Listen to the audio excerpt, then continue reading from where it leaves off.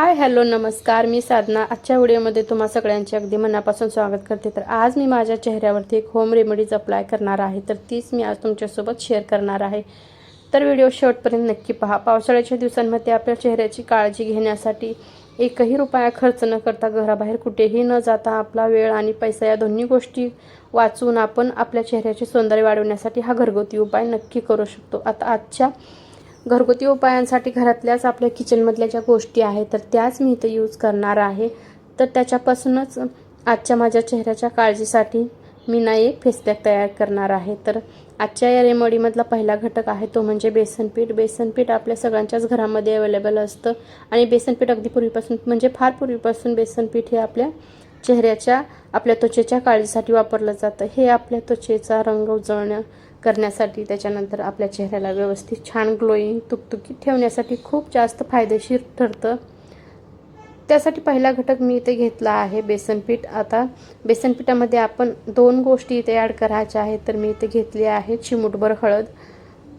आपली रोजची किचनमधली जी हळद आहे ना तीच इथे घ्यायची आहे। तुमच्याकडे जर आंबे हळद असेल तर ती तुम्ही घेऊ शकता। तर ही रेग्युलरची जी हळद आहे ती घेतली आहे। अगदी थोडीशी टाकायची आहे, जर जास्त टाकली तर आपला चेहरा ना जास्त येलो येलो दिसायला लागतो। आता हळद टाकल्यानंतर व्यवस्थित मिक्स करायचं आहे आणि त्याच्यामध्ये आज आपण एक्स्ट्रा अजून एक गोष्ट ॲड करणार आहोत, ते म्हणजे मी इथे एक टोमॅटो घेतला आहे। टोमॅटो मी आधीच चिरून घेतला आहे।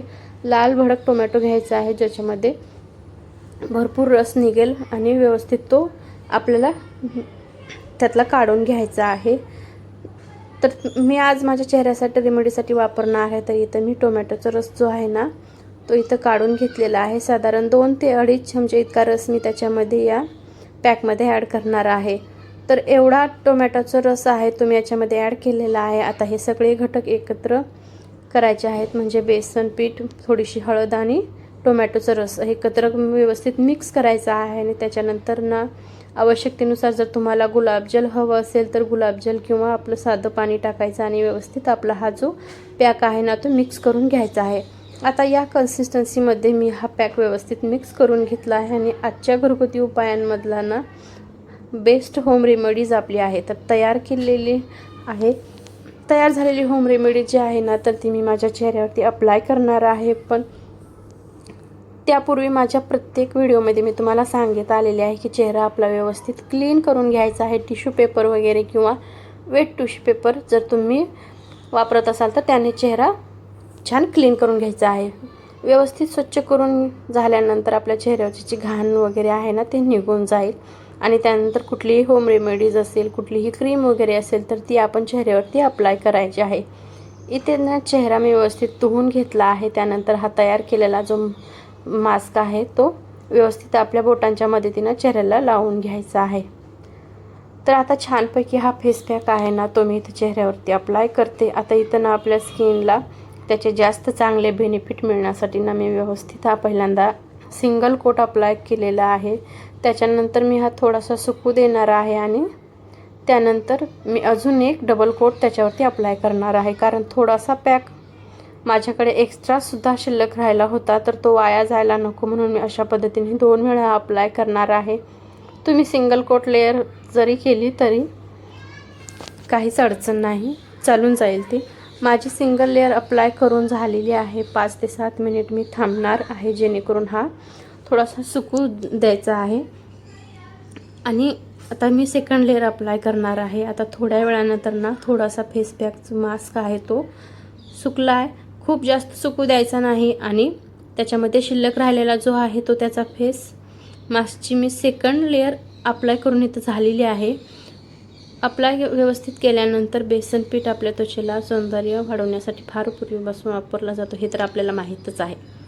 त्याचा कोणताही साईड इफेक्ट होत नाही। जर तुम्हाला टोमॅटोचा रस सूट होत नसेल तर तुम्ही इथं नाही वापरला तरी चालेल, फक्त बेसन पीठ आणि हळद वापरली तरीसुद्धा चालेल। अशा पद्धतीने दररोज तुम्ही कंटिन्यू 3 दिवस हा उपाय करून बघितला ना तर तुम्हाला खूप छान रिझल्ट येईल। ॲक्च्युली तुम्हाला पहिल्याच यूजमध्ये रिझल्ट बघायला मिळेल की चेहरा तुमचा छान ब्राईट झालेला आहे आणि विशेष म्हणजे चेहरा एकदम छान असा गुळगुळीत आणि तुकतुकीत होतो। कुठलीही होम रेमेडीज अप्लाय केली ना की चेहरा आपला छान एकदम सॉफ्ट व्हायला मदत होते। तर होम रेमेडीज केल्यानंतर आपल्याला खूप फ्रेश आणि खूप छान वाटतं, कारण चेहरा आपला अगदी व्यवस्थित क्लीन झालेला असतो।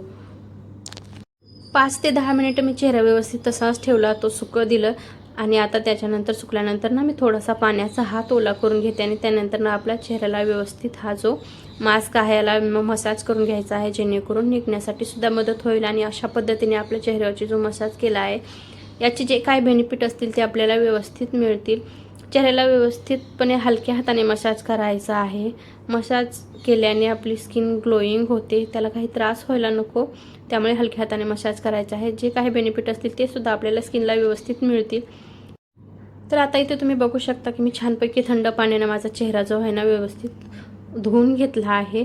छान असा चेहरा आहे ना माझा एकदम. पहिली गोष्ट तर एकदम सॉफ्ट गुळगुळीत झालेला आहे. हाताने जेव्हा स्पर्श करतो ना एकदम चेहरा सॉफ्ट गुळगुळीत आणि मऊ लागतो. त्यामुळे बराच वेळेला असं वाटतं की म्हणजे नकळतपणे आपल्या चेहऱ्यावरती हात गालांवरती फिरवला जातो.